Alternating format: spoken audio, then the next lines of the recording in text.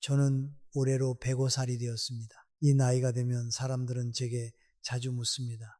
선생님, 부부가 오래 평안하게 사는 비결이 무엇입니까? 남편에게 더 따뜻하게 대하라는 말씀입니까? 참고 넘어가면 결국 복이 온다는 뜻입니까? 아내가 집안을 조용히 붙들고 있어야 한다는 말입니까? 젊었을 때의 저라면 아마 그렇게 대답했을지도 모릅니다. 가정은 여자의 인내로 지켜진다고, 사랑은 많이 주는 사람이 결국 이긴다고, 언젠가는 그 마음을 알아주는 날이 온다고 믿었습니다. 그러나 100년을 넘게 살아보니 제 눈앞에 남은 진실은 그렇게 단순하지 않았습니다. 오늘 저는 여러분께 듣기 편한 덕담을 드리려는 것이 아닙니다. 오래 산 사람이 보아버린 조금 아픈 이야기를 꺼내려 합니다. 평생 남편의 그늘을 닦아주던 아내들이 정작 노년에 자기 이름 하나 붙잡지 못해 가장 쓸쓸해지는 모습을 저는 너무 자주 보았습니다. 이 말이 서운하게 들리실 수 있습니다. 나는 내 가족을 위해 살았는데 그것이 왜 나를 외롭게 만든단 말인가? 그렇게 생각하실 수도 있습니다. 그 마음 저는 압니다. 젖은 행주를 짜고 새벽밥 냄새 속에서 하루를 열고 남편의 기분을 먼저 살피며 살아온 세월이 결코 가벼운 것이 아니었음을 저는 압니다. 그러나 사랑이 깊었다는 것과 그 사랑 속에서 내가 사라져도 된다는 것은 전혀 다른 이야기입니다. 자신을 모두 지워야만 유지되는 평화라면 그것은 평화가 아니라 아주 조용한 소멸일 수 있습니다. 여러분, 지금 당신의 이름은 하루에 몇 번 불리고 있습니까? 누구의 아내, 누구의 어머니 말고 당신 자신으로 불리는 순간이 아직 남아 있습니까? 저는 오늘 남편을 미워하라고 말씀드리려는 것이 아닙니다. 가정을 버리라고 하는 것도 아닙니다. 다만 사랑하면서도 자기 자리를 잃지 않는 법을 제가 본 6사람의 삶을 통해 천천히 말씀드리고 싶습니다. 이제 제가 젊은 교수였을 때 만난 한 여인의 이야기를 먼저 들려드리겠습니다. 사랑은 소멸이 아닙니다. 사람은 처음 듣는 소리에는 고개를 듭니다. 먼 곳에서 종이 한번 울리면 무슨 일인가 하고 창밖을 바라봅니다. 그러나 같은 종이 매일 같은 시각에 울리면 어느 순간부터 그 소리는 삶의 배경이 됩니다. 들리지만 듣지 않습니다. 곁에 있지만 의식하지 않습니다. 저는 이것을 낡은 종소리의 법칙이라고 부릅니다. 아내의 정성도 이와 비슷합니다. 처음에는 고맙습니다. 처음에는 미안해합니다. 처음에는 당신 덕분이야 라는 말도 나옵니다. 그러나 그것이 10년, 20년, 30년 반복되면 사람의 마음은 이상하게도 그 선물을 선물로 받지 못합니다. 원래 그 자리에 있어야 하는 소리처럼 여깁니다. 이것은 남편이 반드시 나쁜 사람이라는 뜻이 아닙니다. 인간은 반복되는 것에 익숙해집니다. 익숙해진 것은 배경으로 밀려납니다. 그리고 배경이 된 사람은 가장 가까운 곳에 있으면서도 가장 늦게 발견됩니다. 제가 40을 조금 넘겼을 때의 일입니다. 대구 수성구에 살던 한명숙 여사라는 분을 알게 되었습니다. 그분은 젊은 시절 초등학교에서 아이들을 가르치던 선생님이었습니다. 글씨가 단정했고 말투가 조용했고 아이들 이름을 한번 들으면 잘 잊지 않는 분이었습니다. 그런데 결혼하고 몇 해가 지나 남편이 법률 일을 시작하자 그분은 학교를 그만두었습니다. 남편이 바쁘니 집안은 내가 맡아야 한다고 생각했습니다. 새벽마다 하얀 셔츠를 다려놓고 도시락 뚜껑을 덮기 전에 반찬이 식지 않았는지 손등으로 살폈습니다. 여름이면 다림질판 위에 뜨거운 김이 올라왔고 셔츠 깃에는 풀냄새가 은근히 배어 있었습니다. 처음 몇 해 동안 남편은 고마워했습니다. 당신이 아니면 내가 어떻게 살겠소? 그런 말도 했다고 합니다. 그 말 한마디에 한 여사는 피로를 잊었습니다. 그 말이 사랑이라고 믿었고 그 말을 다시 듣기 위해 더 부지런해졌습니다. 하지만 세월은 조용히 사람을 바꿉니다. 남편은 어느덧 다려진 셔츠를 그냥 입고 나갔습니다. 따뜻한 국을 먹으면서도 신문을 보았습니다.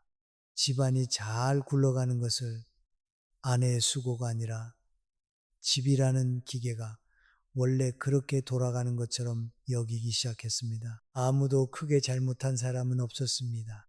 그러나 한 사람은 점점 작아졌습니다. 남편이 세상을 떠난 뒤 제가 한 여사를 다시 만난 곳은 병원 근처 작은 죽집이었습니다. 그분은 무릎이 좋지 않아 진료를 받고 나오던 길이었습니다. 메뉴판에는 호박죽, 전복죽, 소고 기죽이 적혀 있었습니다. 그런데 그분은 오래도록 그 앞에 서 있었습니다. 주인이 무엇으로 드릴까요? 하고 묻는데도 대답을 하지 못했습니다. 제가 조심스럽게 물었습니다. 드시고 싶은 것이 없으십니까? 그분은 한참 뒤에 작게 웃었습니다. 그 웃음이 참 쓸쓸했습니다. 그리고 이렇게 말했습니다. 선생님, 평생 그 사람이 먹기 좋은 것만 생각했더니 막상 제 입에 넣을 것은 잘 모르겠습니다. 그 말을 듣고 저는 오래 앉아 있었습니다. 죽집 창문 밖으로 버스가 지나갔고 유리에는 늦은 오후 빛이 희미하게 붙어 있었습니다. 한 사람의 인생이 그렇게 조용히 비워질 수 있다는 사실이 제 마음을 눌렀습니다. 여러분, 헌신은 아름다운 것입니다. 저는 헌신을 낮추어 말하고 싶지 않습니다. 가족을 위해 밥을 짓고 아픈 사람을 돌보고 살림을 붙들어 온 손들은 존중받아야 합니다. 그러나 헌신이 나를 전부 삼켜버리면 그때부터 사랑은 따뜻함이 아니라 그림자가 됩니다. 왜 그런가? 사람의 마음은 늘 눈앞에 있는 것을 가장 잘 보지 못합니다.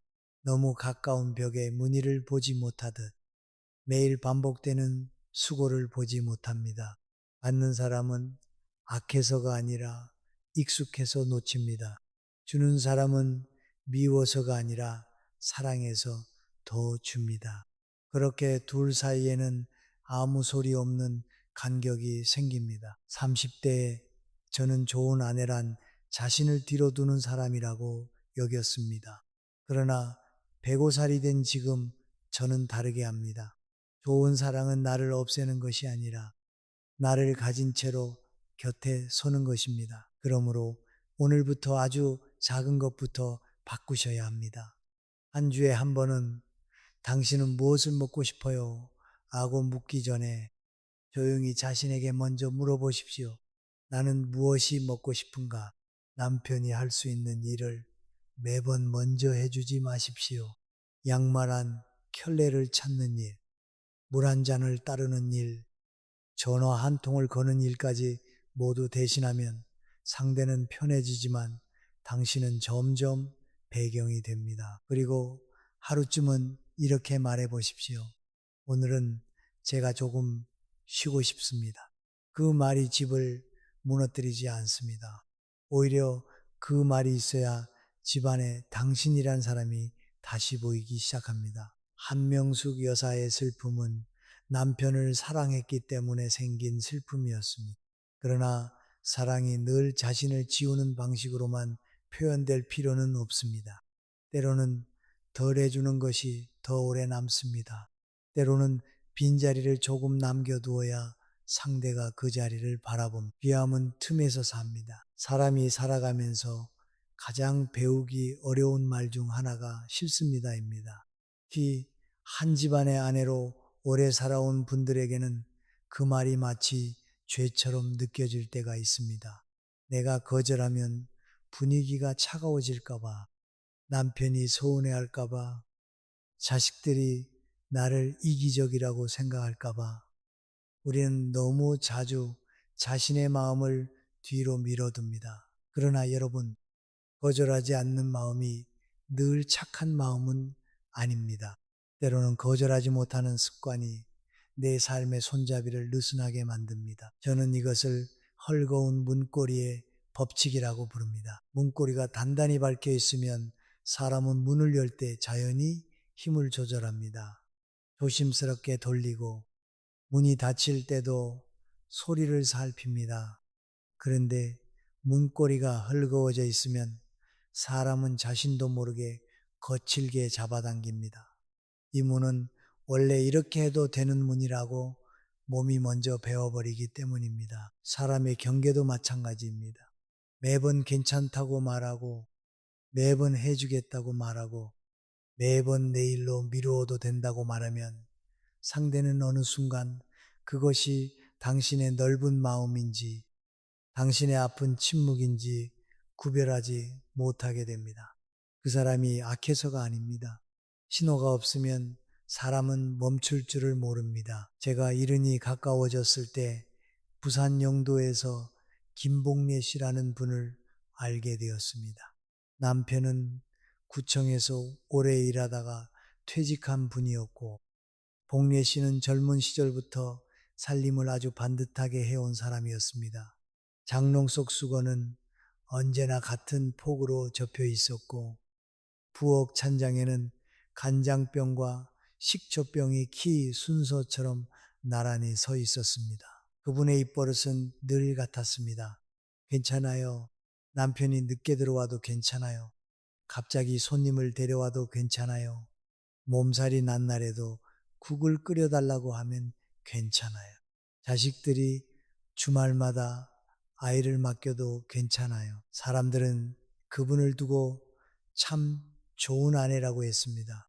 성품이 둥글다고 했습니다. 그런데 저는 그 둥글다는 말이 때로 한 사람의 모서리를 모두 깎아버린다는 것을 압니다. 어느 겨울 아침이었습니다. 영도의 바람이 매섭게 불던 날이라고 했습니다. 창문 안쪽에는 허연 김이 서력, 부엌에서는 주전자가 쉬익 쉬익 소리를 내며 끓고 있었습니다. 공예 씨는 찻잔을 꺼내려다가 갑자기 바닥에 주저앉았습니다. 특별히 큰일이 있었던 것도 아니었습니다. 누가 모진 말을 한 것도 아니었습니다. 다만 남편이 방에서 이렇게 말했을 뿐입니다. 여보, 물 좀 가져다 줘. 그 한마디에 그분은 눈물이 쏟아졌다고 했습니다. 나중에 저를 찾아와 이렇게 말했습니다. 선생님, 저는 그날 제가 왜 우는지도 몰랐습니다. 슬픈 건지, 화가 난 건지, 그냥 늙어서 그런 건지 아무것도 분간이 안 됐습니다. 저는 그 말을 듣고 마음이 무거웠습니다. 43년 동안 싫어요 아는 말을 삼키고 산 사람은 어느 날 자기 마음의 이름도 잃어버립니다.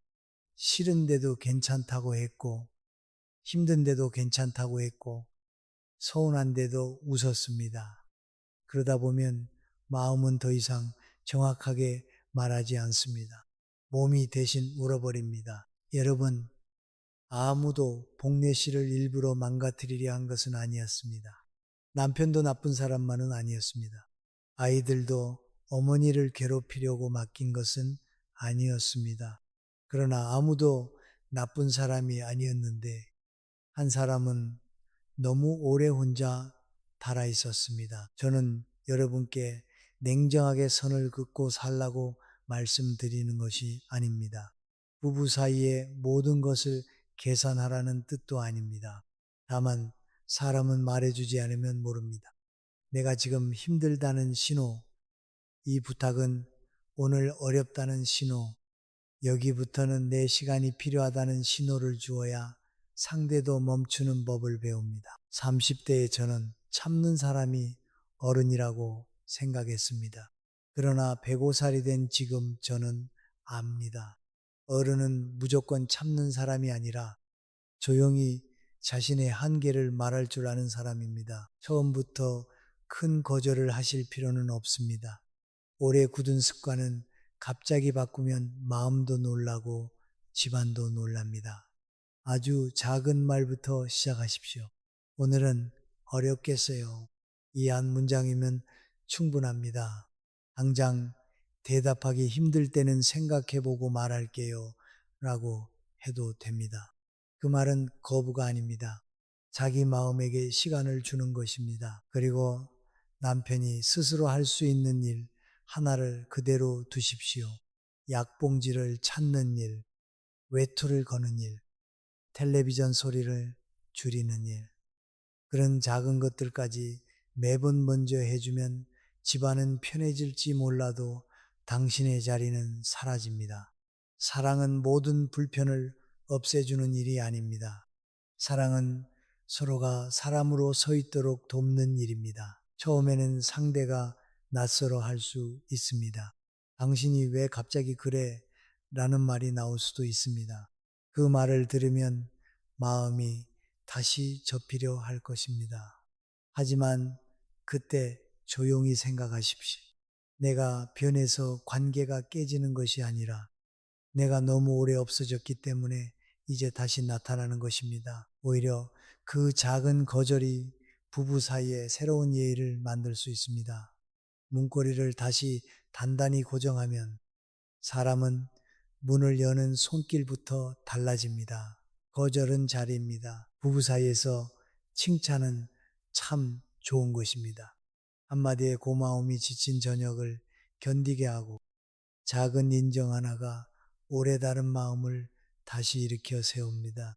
그런데 여러분, 칭찬도 한 방향으로만 흐르면 어느 순간 관계에 저울이 기울어집니다. 항상 한 사람이 박수를 치고 다른 한 사람은 그 박수를 받기만 한다면 그 방 안에는 소리가 있어도 따뜻함은 줄어듭니다. 박수를 치는 사람의 손바닥은 점점 아파지는데 박수를 받는 사람은 그 소리가 원래 자기에게 오는 것이라 여기게 됩니다. 저는 이것을 빈 박수의 법칙이라고 부릅니다. 빈 박수란 소리는 나지만 마음이 돌아오지 않는 박수입니다. 겉으로는 화목해 보입니다. 당신 참 잘했어요. 역시 당신은 대단해요. 당신 없으면 안 되지요. 이런 말들이 오갑니다. 그러나 자세히 들여다보면 한쪽 입만 바쁘고 한쪽 마음만 굶고 있습니다. 제가 80을 넘겼을 때 청주에서 윤정희 씨라는 분을 만난 적이 있습니다. 그분은 젊어서 병원에서 오래 일한 간호사였습니다. 손끝이 야무지고 말이 빠르지 않았으며 사람의 안색을 보고 어디가 불편한지 먼저 알아차리는 분이었습니다. 병원 복도에 오래된 소독약 냄새가 아직도 그분의 흰 가운 기억 속에 남아있는 것 같았습니다. 남편은 작은 일을 해도 칭찬을 많이 받았습니다. 전구 하나를 갈아 끼우면 정희 씨는 말했습니다. 당신이 해주니 집이 환해졌네요. 리모컨 건전지를 바꾸면 또 말했습니다. 역시 당신 손이 빠르네요. 남편은 그런 말을 들으면 기분 좋게 웃었습니다. 그 웃음을 보는 것이 정희 씨에게도 기쁨이었습니다. 문제는 그 다음이었습니다. 정희 씨가 하는 일들은 너무 커서 오히려 보이지 않았습니다. 시어머니가 쓰러진 뒤 그분은 6해 동안 거의 매일 병상을 지켰습니다. 몸을 돌려 눕히고 미음을 식히고 약 시간을 줬고 밤중에 나는 작은 신음에도 벌떡 일어났습니다.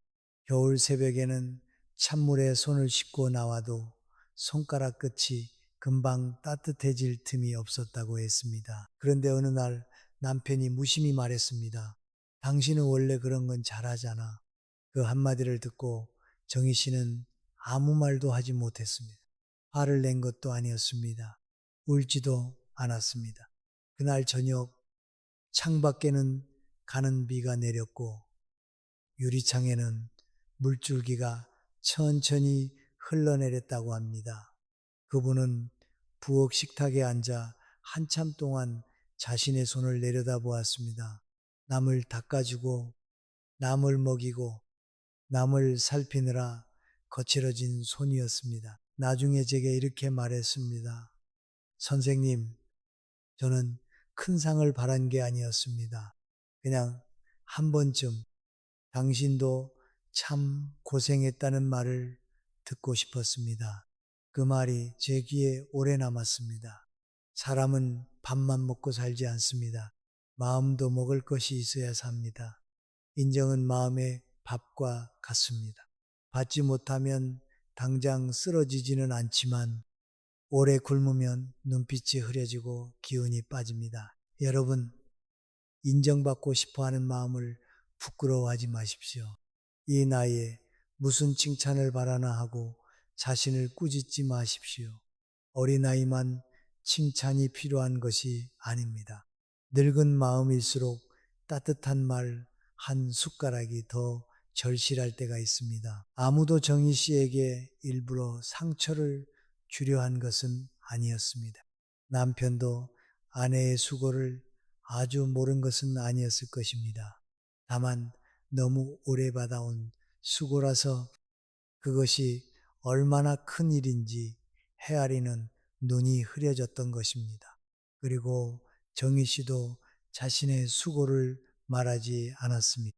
스스로도 자기 일을 별것 아닌 것으로 낮추어 버렸습니다. 저는 지금 여러분께 남편에게 칭찬을 요구하며 다투라는 것이 아닙니다. 인정받기 위해 큰 소리를 내라는 뜻도 아닙니다. 다만 관계 안에는 두 사람의 등이 모두 따뜻해야 합니다.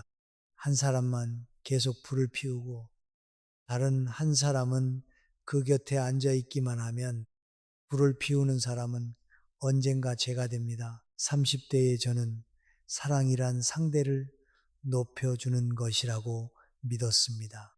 그러나 100년 넘게 살아오니 알겠습니다. 사랑은 상대를 높이는 동시에 나를 너무 낮은 곳에 버려두지 않는 것입니다. 그러므로 오늘부터는 작은 문장을 하나 익히십시오. 나도 오늘 애썼어요. 이 말은 교만이 아닙니다. 불평도 아닙니다. 자기 마음의 등을 한번 쓰다듬는 말입니다. 남편이 무언가를 했을 때 당신도 수고했어요 라고 말할 수 있습니다. 다만 거기서 멈추지 말고 아주 조용히 덧붙여 보십시오. 나도 오늘은 조금 힘들었어요. 처음에는 입이 잘 떨어지지 않을 것입니다. 평생 다른 사람을 세워주는 말만 익혀온 입술은 자신을 세우는 말 앞에서 머뭇거립니다. 그래도 해보셔야 합니다. 내가 나를 인정하지 않으면 다른 사람도 나를 어떻게 인정해야 하는지 배우지 못합니다. 오히려 내가 내 수고를 차분히 말할 때 상대도 처음으로 그 일을 바라볼 수 있습니다. 무거운 장바구니, 밤새 갈아준 이불, 병원 대기실에서 삼킨 한숨, 이런 것들은 말해질 때 비로소 모양을 얻습니다. 칭찬은 구걸하는 것이 아닙니다. 인정은 사치가 아닙니다. 그것은 한 사람의 마음이 시들지 않기 위해 필요한 햇볕입니다. 마음도 박수가 필요합니다. 말하지 않은 희생은 고요합니다. 그래서 더 위험합니다. 소리를 내며 깨지는 그릇은 사람들이 돌아봅니다. 그러나 장롱 깊은 곳에 놓인 묵은 항아리는 아무도 들여다보지 않습니다. 그 안에 물이 얼마나 고였는지, 벽에 금이 얼마나 갔는지 밖에서는 잘 모릅니다. 저는 이것을 묵은 항아리의 법칙이라고 부릅니다. 묵은 항아리는 하루아침에 깨지지 않습니다. 작은 물방울이 들어가고 또 들어가고 또 들어갑니다. 겉은 그대로입니다. 먼지만 조금 앉아 있을 뿐입니다. 그런데 어느 날 아주 작은 진동 하나에 금이 갑니다. 사람들은 그날의 진동을 탓합니다. 그러나 항아리는 이미 오래전부터 무거워져 있었습니다. 부부 사이에 말하지 않은 희생도 그렇습니다. 오늘 참은 말 하나, 어제 삼킨 서운함 하나, 작년에 넘어간 억울함 하나가 마음속 어딘가에 쌓입니다. 그때그때는 별일 아닌 것처럼 보입니다. 내가 참으면 지나가겠지. 내가 말하지 않으면 조용하겠지. 그렇게 생각합니다. 그러나 지나간 것이 아닙니다. 다만 안쪽으로 내려앉은 것입니다. 제가 아흔을 넘겼을 때 광주 양림동에서 이말자 씨라는 분을 만났습니다. 그분과 남편 최기철 씨는 결혼한 지 신두해가 된 부부였습니다. 오래된 양옥집에 살았는데 마당 한편에는 키 작은 동백나무가 있었고 겨울이면 붉은 꽃잎이 젖은 흙 위에 떨어졌습니다. 말자 씨는 평생 집안일을 거의 혼자 맡았습니다.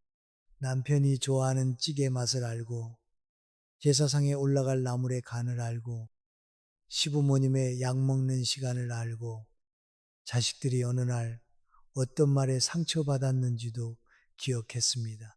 그 많은 기억 속에 정작 자신이 무엇을 원하는지는 자주 빠져 있었습니다. 그분의 말버릇도 익숙했습니다. 됐어요. 괜찮아요. 내가 할게요. 짧고 조용한 말들이었습니다. 집안은 그 말들 덕분에 편하게 굴러갔습니다. 그러나 그 편안함이 늘 같은 사람의 어깨 위에 놓여 있다는 사실은 아무도 깊이 생각하지 않았습니다. 어느 저녁이었습니다.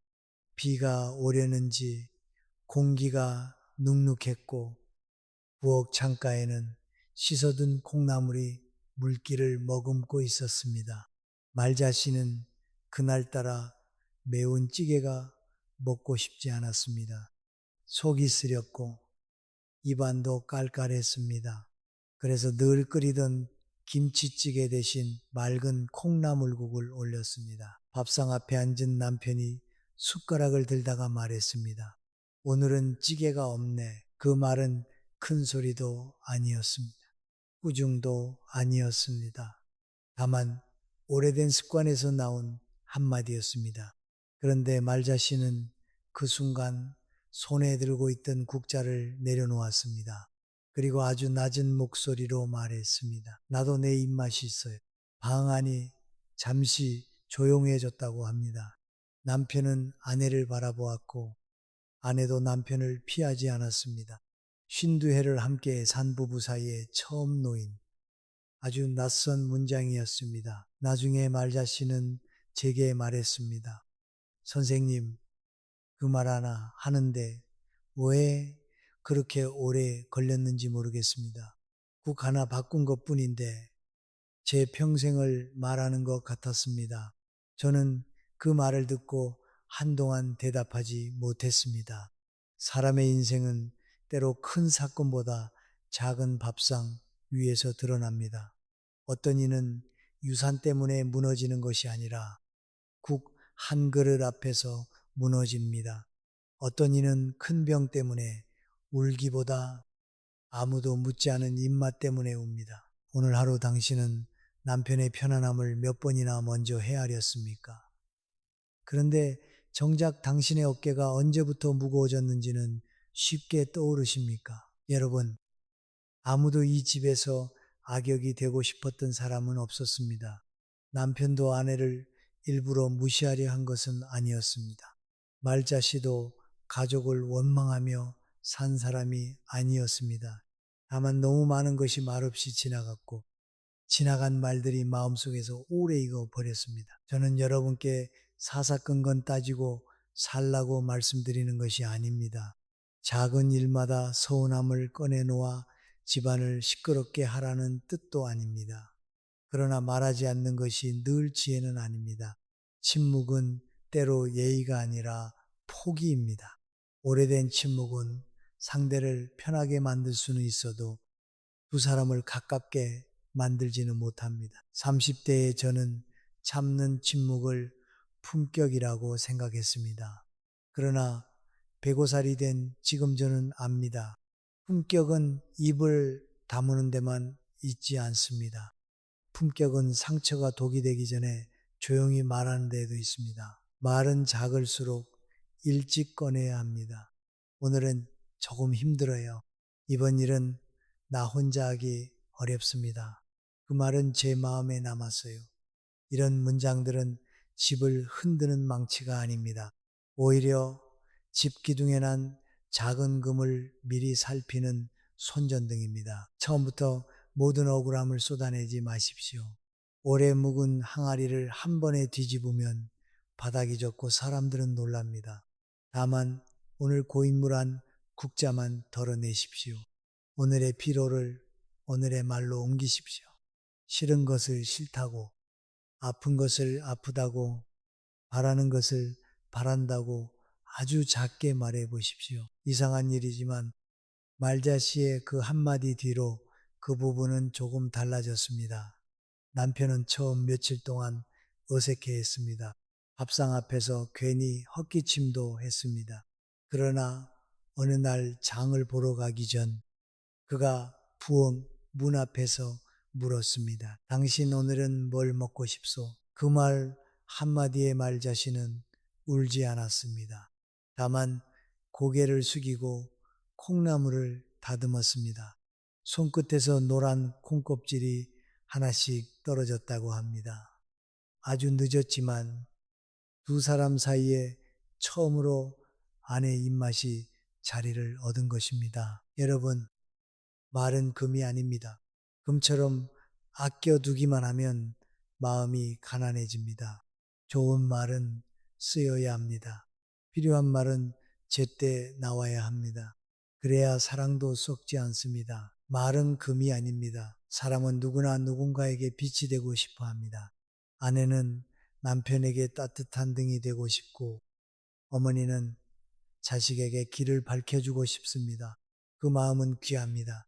저는 그 마음을 함부로 낮추어 말하고 싶지 않습니다. 그러나 등잔에 기름이 없으면 불은 오래 가지 못합니다. 심지가 아무리 고다도 불을 붙이려는 마음이 아무리 간절해도 안쪽이 비어 있으면 빛은 흔들리다가 꺼집니다. 저는 이것을 빈 등잔의 법칙이라고 부릅니다. 자신의 기쁨을 너무 오래 뒤로 미룬 사람은 어느 날 사랑할 힘도 잃습니다. 처음에는 괜찮습니다. 젊을 때는 몸이 버텨줍니다. 해야 할 일이 많은 이 마음이 비어가는 줄도 모릅니다. 남편 밥상, 아이들 학교, 시댁 행사, 병원 예약, 제사 준비, 이런 것들이 하루를 가득 채우면 자신을 돌아볼 틈이 없습니다. 그러나 시간이 흐르면 마음속 등잔은 조금씩 말라갑니다. 웃어도 웃는 것 같지 않고 쉬어도 쉰 것 같지 않습니다. 누가 뭐 하고 싶으세요? 하고 물으면 대답이 막힙니다. 오래도록 자신에게 묻지 않은 사람은 어느 날 자신에게 대답하는 법을 잊어버립니다. 제가 67살 무렵 전주 한옥마을 근처에서 오순자 씨라는 분을 알았습니다. 그분은 작은 양장점을 하던 재봉사였습니다. 가게는 크지 않았습니다. 나무 문을 열고 들어가면 천장이 낮고 창가에는 색색의 실타래가 놓여 있었습니다. 오후 햇살이 들어오면 푸른 실과 자주색 실이 반짝였고 낡은 재봉틀은 타닥타닥 낮은 소리를 냈습니다. 순자 씨에게 그 가게는 단순한 일터가 아니었습니다. 그곳은 자기 이름이 붙어 있는 작은 세상이었습니다. 누가 와서 치마 길이를 줄여달라고 하면 그분은 허리를 굽혀 핀을 꽂고 이렇게 말했습니다. 사람마다 편한 길이가 다 달라요. 옷도 사람 마음을 따라가야지요. 하지만 처음에는 주변 말이 많았습니다. 남편도 있는데 굳이 가게를 붙들고 있어야 하나? 집안일이나 더 살피지. 여자가 나이 들어서까지 무슨 일을 그렇게 하느냐? 그런 말들이 골목 안에서 작게 오갔습니다. 남편도 처음에는 마땅치 않아 했습니다. 저녁이 조금 늦으면 표정이 굳었고 손님 이야기를 하면 대꾸가 짧아졌습니다. 순자 씨도 흔들렸다고 합니다. 내가 괜한 고집을 부리는가? 아내가 자기 일을 갖는 것이 정말 가족에게 미안한 일인가? 그런 생각을 밤마다 했다고 했습니다. 그러나 그분은 가게 문을 닫지 않았습니다. 왜냐하면 그곳에 있을 때 자신이 살아있다는 느낌을 받았기 때문입니다. 누군가의 아내가 아니라, 누군가의 어머니가 아니라 바늘을 들고 천을 만지는 오순자라는 사람이 그 자리에 있었기 때문입니다. 세월이 흘러 남편이 퇴직하고 몸도 예전 같지 않게 되었을 때 이상한 변화가 생겼습니다. 남편은 오후마다 가게에 들르기 시작했습니다. 처음에는 그냥 집에 혼자 있기 심심해서 온 것처럼 보였습니다. 한쪽 의자에 앉아 신문을 읽고 손님이 오면 고개만 끄덕였습니다. 그러던 어느 날 제가 그 가게에 들렀을 때였습니다. 순자 씨는 회색 바지의 단을 고치고 있었고 재봉틀 옆에는 따뜻한 보리차가 놓여 있었습니다.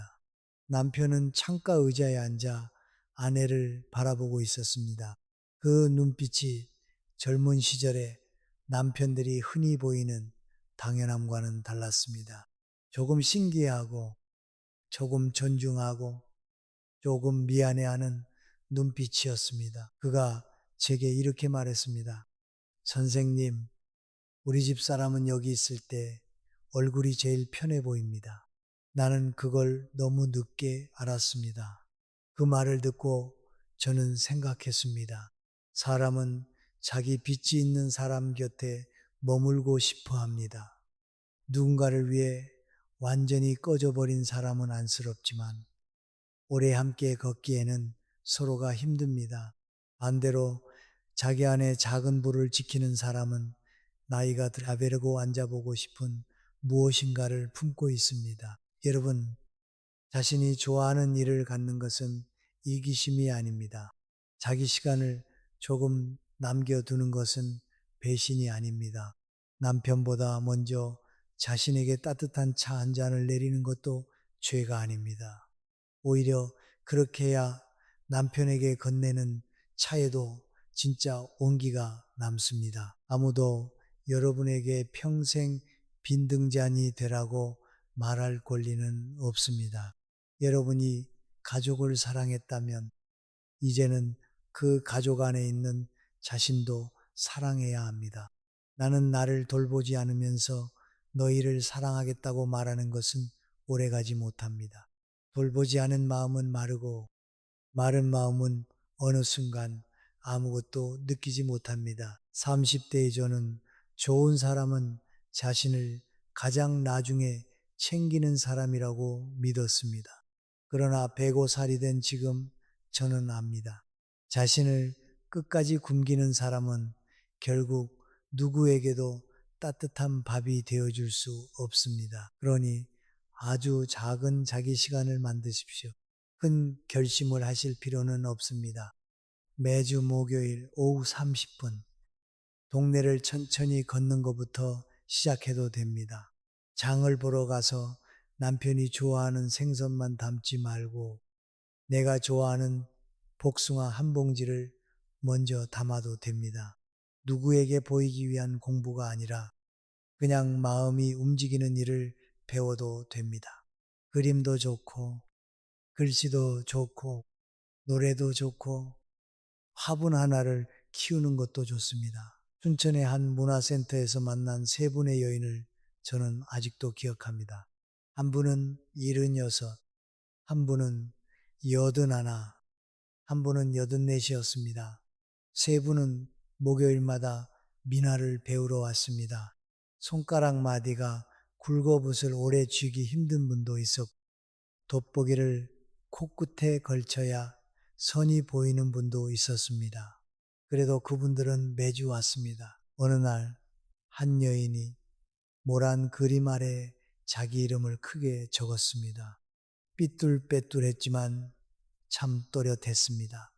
그분은 한참 그 이름을 바라보다가 웃으며 말했습니다. 내 이름을 이렇게 크게 써본 건 처음이에요. 그 순간 저는 마음이 뜨거워졌습니다. 사람이 늦게라도 자기 이름을 다시 쓰는 일은 얼마나 아름다운가. 80년을 살고도 아직 처음 해보는 일이 있다는 것은 얼마나 큰 위로인가. 여러분의 남은 삶에도 그런 첫일이 있어야 합니다. 누군가를 위해서가 아니라 당신이 당신으로 서기 위한 일 말입니다. 그것이 거창할 필요는 없습니다. 오늘 산 복숭아 하나, 장가에 둔 작은 화분, 서툴게 쓴 내 이름, 그런 것들이 빈 등잔에 기름을 붓습니다. 오히려 자신을 돌보는 사람이 더 오래 사랑할 수 있습니다. 자기 마음에 불을 켜둔 사람이 남의 어둠도 덜 무서워합니다. 사랑은 내가 꺼져서 상대를 밝히는 일이 아닙니다.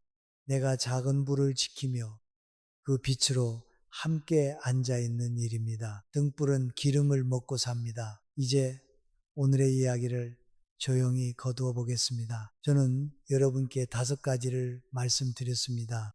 낡은 종소리의 법칙, 헐거운 문고리의 법칙, 빈 박수의 법칙, 묵은 항아리의 법칙, 빈 등잔의 법칙, 이름은 다르지만 이 5가지가 가리키는 곳은 하나입니다. 사랑한다는 이유로 나를 없애지 말라는 것입니다. 너무 오래 울린 정성은 배경이 될 수 있습니다. 너무 오래 거절하지 않은 마음은 헐거운 문고리처럼 다루어질 수 있습니다. 한쪽으로만 치는 박수는 어느 날 손바닥을 아프게 합니다. 말없이 담아둔 희생은 묵은 항아리처럼 금이 갑니다. 그리고 기름 없는 등잔은 누구의 밤도 끝까지 밝혀주지 못합니다. 이 말들이 마음에 무겁게 내려앉는 분도 계실 것입니다. 내가 너무 늦은 것은 아닌가? 나는 이미 너무 오래 이렇게 살아온 것이 아닌가? 남편을 위해, 자식을 위해, 집안을 위해 살아온 내 세월이 모두 헛된 것이었나? 아닙니다. 결코 그렇지 않습니다. 여러분은 모자란 사람이 아니었습니다. 사랑을 몰랐던 사람도 아니었습니다. 오히려 너무 진심으로 사랑했기 때문에 자신을 뒤로 세웠던 것입니다. 젖은 행주를 짜던 손, 남편 약 봉지를 날짜별로 접어두던 마음, 가족들 잠든 뒤 혼자 식은 국을 데워 먹던 그 밤들, 그 모든 것은 사랑이었습니다. 그 마음은 부끄러운 것이 아닙니다. 다만 이제는 그 사랑 안에 여러분의 자리도 하나 놓아야 합니다. 밥상 위에 남편의 숟가락만 놓을 것이 아니라 내 숟가락도 제대로 놓아야 합니다. 가족의 이름만 불러온 입술로 이제는 내 이름도 한번 불러보아야 합니다. 우리는 완벽하게 사랑하지 못했을 수 있습니다. 때로는 너무 참았고, 때로는 너무 늦게 말했고, 때로는 자신에게 너무 인색했습니다. 그러나 그 마음의 뿌리에는 미움이 아니라 사랑이 있었습니다. 그것을 먼저 인정하셔야 합니다. 그래야 남은 삶을 죄책감이 아니라 지혜로 바꿀 수 있습니다. 제가 100년 넘게 살며 배운 가장 다정한 진실이 하나 있습니다. 사람은 늦게라도 다시 배울 수 있습니다. 늦게라도 자기 이름을 다시 쓸 수 있습니다. 늦게라도 내가 무엇을 좋아하는지, 무엇이 싫은지, 어느 길을 걸을 때 마음이 편한지 다시 알아갈 수 있습니다. 내일 아침 거창한 결심을 하지 마십시오. 큰 선언도 필요 없습니다. 먼저 따뜻한 물 한 잔을 천천히 마셔보십시오. 누군가의 밥을 차리기 전에 내 목을 먼저 적셔 보십시오. 그리고 마음속으로 물어보십시오. 나는 오늘 무엇을 원하나? 대답이 금방 나오지 않아도 괜찮습니다. 오래 묻지 않은 질문은 처음에는 낯을 가립니다. 그래도 다시 물어보십시오. 오늘은 무엇을 먹고 싶은가? 오늘은 어디가 조금 아픈가? 오늘은 어떤 말이 듣고 싶은가? 이런 작은 질문들이 닫힌 문을 천천히 엽니다. 종이 한 장을 꺼내 자신의 이름을 또박또박 적어 보셔도 좋습니다. 누구의 아내라는 이름 말고 누구의 어머니라는 이름 말고 태어날 때 받은 당신의 이름을 말입니다. 글씨가 흔들려도 괜찮습니다. 손이 느려도 괜찮습니다. 그 이름을 바라보는 동안 잊고 있던 한 사람이 조용히 돌아옵니다. 사랑은 나를 버리고 상대에게 바치는 것이 아닙니다. 사랑은 내가 나로 서서 상대와 함께 늙어가는 일입니다. 내가 있어야 우리도 있습니다. 내가 숨을 쉬어야 집안의 공기도 따뜻해집니다. 그러니 오늘부터 아주 조금만 자신에게 다정해지십시오. 남편의 얼굴을 살피듯 내 얼굴도 살피십시오. 가족의 끼니를 챙기듯 내 허기도 챙기십시오. 다른 사람의 하루를 염려하듯 내 하루도 물어보십시오. 그것이 이심이 아닙니다. 그것은 남은 사랑을 더 맑게 만드는 지혜입니다. 작은 등불이 길을 냅니다. 저는 김영석입니다. 105년을 살았고 아직도 아침마다 천천히 걷습니다. 오늘도 여러분과 함께 할 수 있어 감사했습니다.